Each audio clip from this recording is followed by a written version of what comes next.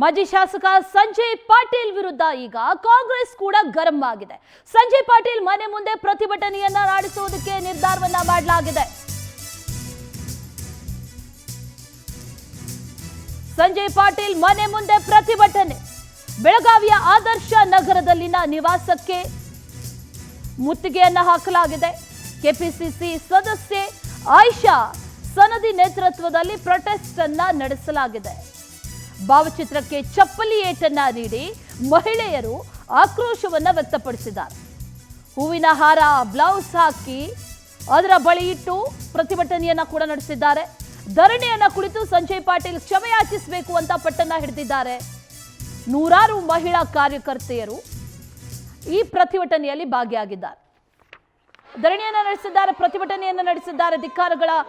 ಧಿಕ್ಕಾರಗಳು ಕೂಡ ಕೇಳಿ ಬಂದಿದೆ.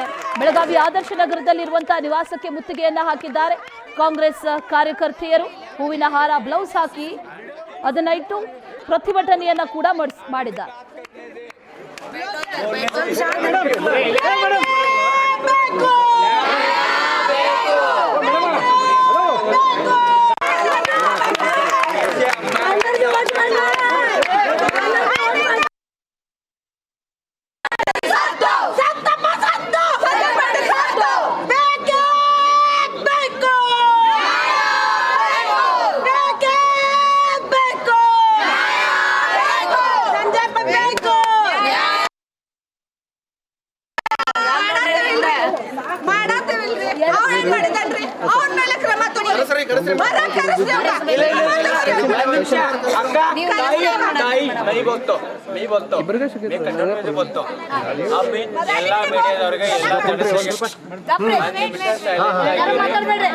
ಒಂದು ಮಹಿಳೆಗೆ ಮರ್ತಿದ್ರಾ?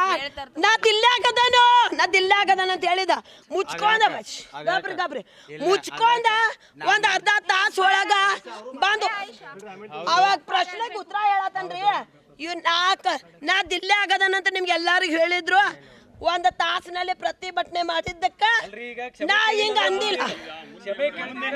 ನಾವ್ ಇಲ್ಲಿ ಕ್ಷಮೆ ಪಣೆ ಕೇಳಮಟ ನಾವ್ ಇಲ್ಲೇ ಕೊಡ್ತೇವೆ. ನಾವಿಲ್ಲೇ ಧರಣಿ ಮಾಡೋ ಅವನ ಮೇಲೆ ಎಫ್ಐಆರ್ ಆಗ್ಬೇಕು.